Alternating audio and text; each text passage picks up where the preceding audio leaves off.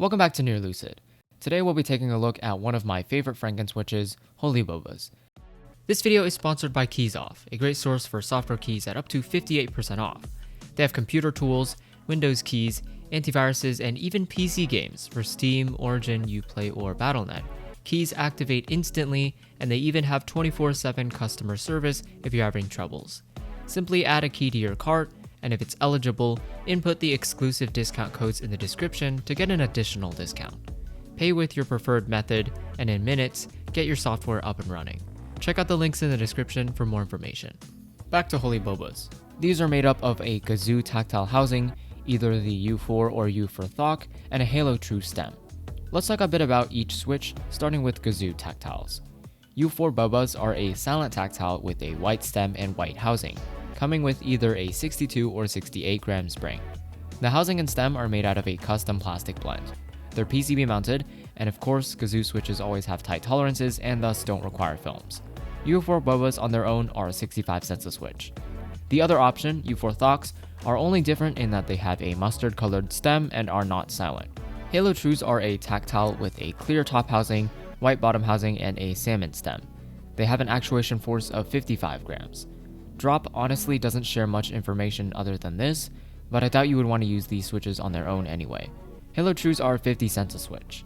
Halo Trues were chosen for their good stems, and Kazoo tactile housings were chosen, well, again, because it's Kazoo. When you combine their prices, it's $1.15 per switch, making these quite expensive. Let's compare their sound to U4 Thocks to see how much of a difference the stem swap can really make.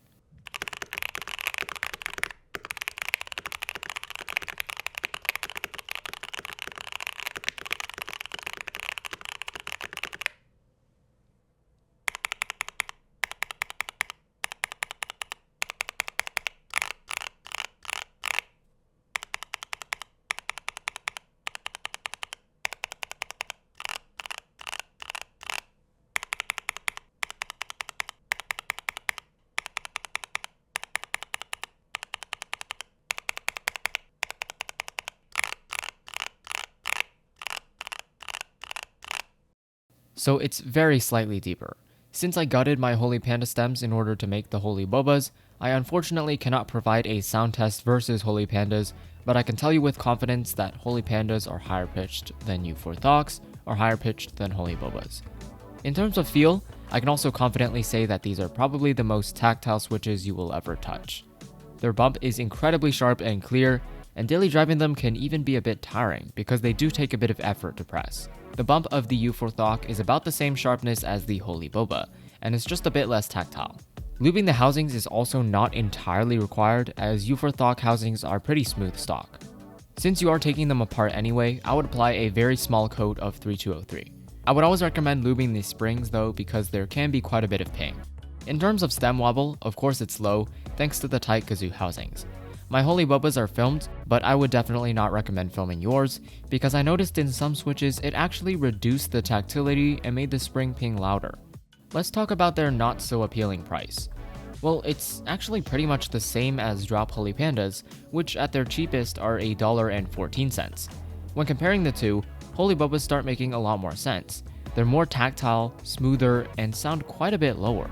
So if you have the budget for drop Holy Pandas and a bit of extra time, I would skip them and instead make myself some Holy Bobas.